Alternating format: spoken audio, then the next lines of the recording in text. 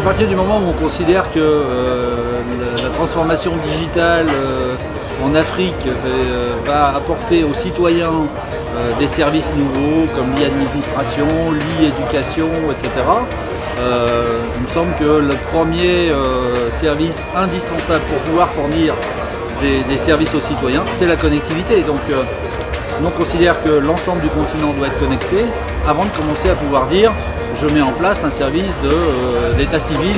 Voilà, si on met un service d'état civil en ligne, il faut que tout le monde puisse y accéder. Donc celui qui est en ville, très bien, on imagine qu'il a facilement de la connectivité, mais dès qu'on va être dans les zones rurales, si les gens n'ont pas de connectivité, ça sert à quoi de mettre en place un état civil si tout le monde ne peut pas y accéder. Voilà, donc ça c'est la première étape. Je vais également mentionner un autre sujet que j'ai oublié dans ma présentation, mais qui me semble important. Nous considérons chez Afrique Télécom que l'éducation est un phénomène indispensable, enfin quelque chose d'indispensable pour élever le niveau des populations c'est la première étape de la digitalisation, c'est l'éducation. Et donc nous sommes en train de regarder pour intégrer sur les hotspots TamTam un accès libre et gratuit à Wikipédia. C'est pas encore complètement finalisé au jour où je vous parle, mais c'est dans les semaines qui viennent. On aura un petit boîtier qui viendra s'additionner au hotspot satellite Wi-Fi et les gens qui seront à proximité d'un hotspot TamTam pourront accéder librement et à volonté à Wikipédia. Voilà un des sujets qui nous plaît aussi dans le développement de l'Afrique. Plein de gens sont interloqués par TamTam parce que c'est un concept nouveau, c'est une approche nouvelle, il n'y a pas d'équivalent là encore au monde. Sans vouloir dévoiler des secrets, mais voilà, on l'a créé nous pour l'Afrique, puisque nous appelons Afrique Télécom, mais je peux vous dire que d'ores et déjà, nous sommes contactés par d'autres pays dans le monde, comme le Mexique, la Russie ou la Malaisie, où les problématiques d'accessibilité dans les zones rurales sont exactement les mêmes, et on nous dit mais pourquoi ne pas nous proposer du TamTam. Donc encore une fois, un peu comme le mobile banking est né en Afrique et aujourd'hui on commence à en mettre un peu partout dans le monde, ben là il se pourrait que le couple satellite plus Wi-Fi pour les zones rurales soit également né pour l'Afrique, mais qu'on puisse pourquoi pas en faire quelque chose qui rayonne un peu partout dans le monde. Les assises et le CIO Mag, qui est organisé par CIO Mag, est aujourd'hui l'événement clé en matière de numérique en Afrique. Et le deuxième point, c'est que le thématique sur les Smart Cities est aujourd'hui un sujet sur lequel nous travaillons depuis de nombreuses années, principalement sur notre axe de notre métier d'éditeur logiciel. Aujourd'hui, GFI est leader des solutions logicielles pour le secteur public local en France, au travers de solutions de gestion, ce qu'on appelle le Smart City 1, qui vise à déjà rendre performante l'organisation et le fonctionnement d'une ville. Nous avons développé des solutions de gestion de relations citoyens qui s'inscrivent dans une logique de Smart City.2, qui est une manière de donner du lien et de la proximité et de faire évoluer la relation entre les citoyens, les organismes publics et les élus.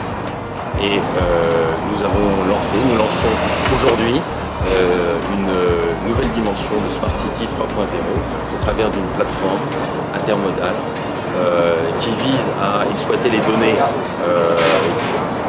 disponibles dans l'environnement de la ville pour faire l'adéquation entre l'offre de services publics et la demande, avec des applications qui vont se trouver dans le cadre du transport public, ensuite dans le cadre de l'eau, et ensuite dans d'autres applications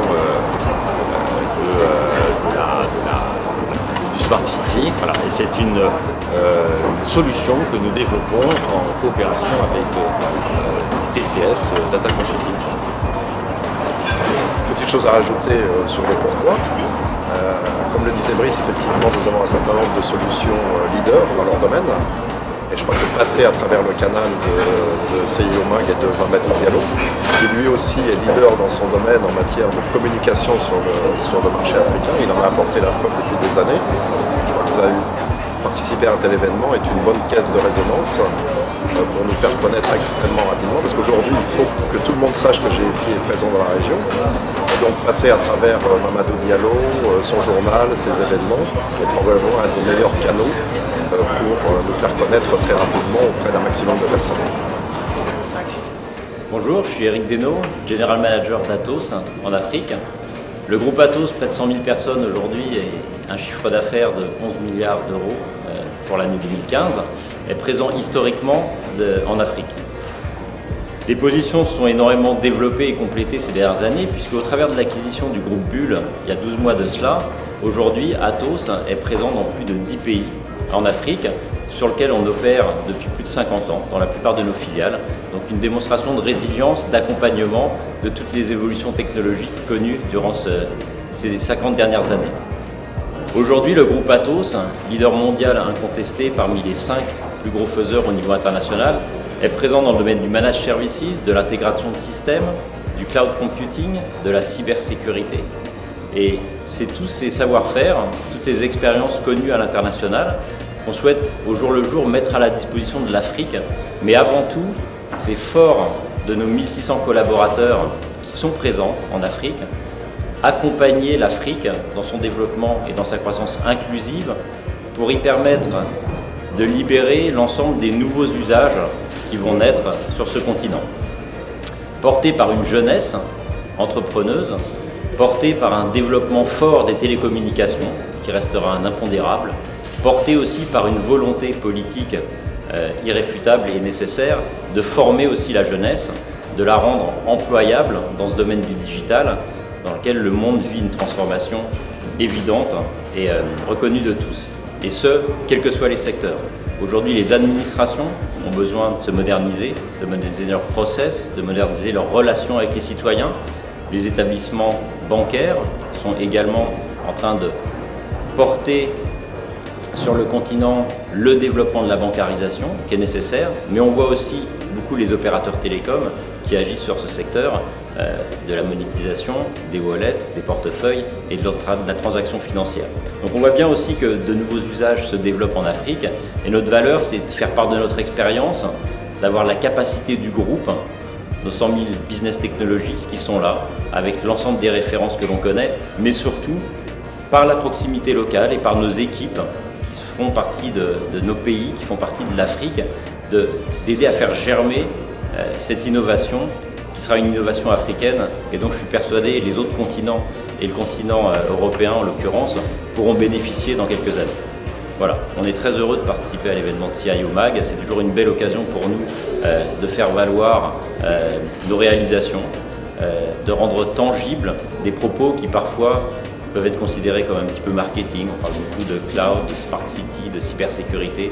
Toutes nos démonstrations tangibles engagées sur le continent démontrent au jour le jour notre capacité pragmatique de réalisation et de développement de l'ensemble de ces enjeux pour les territoires, les entreprises, les administrations, mais aussi les citoyens. C'est une belle occasion de rencontrer l'Afrique, multiple, 54 pays, donc même si on est présent dans plus de 10 pays, on couvre beaucoup de projets, parfois en mode projet, c'est-à-dire que sans avoir de filiale, on sert ces territoires dans des domaines fort divers, mais c'est toujours une belle occasion d'accueillir l'Afrique et d'être bien accueillis comme finalement nous le sommes systématiquement quand on se retrouve en Afrique, donc terre d'accueil par nature. Merci, je voudrais dire merci à CIO Mag de nous avoir donné l'occasion durant ces 2 journées d'aborder un thème qui est d'actualité, celui des Smart Cities. Je suis M. Ouedraogo d'Atos Côte d'Ivoire et chacun d'entre nous sait que l'Afrique aujourd'hui se développe à une vitesse assez importante, que les villes sont en construction et ces séminaires, ce forum était vraiment le lieu d'échanger avec un certain nombre de partenaires sur l'évolution de nos villes africaines de façon à intégrer dès à présent dans le développement des villes les nouvelles technologies afin d'avoir effectivement des villes intelligentes. Parce que nous voyons encore assez souvent en fait dans nos villes, malheureusement, des gens arriver, ouvrir le bitume, passer des câbles.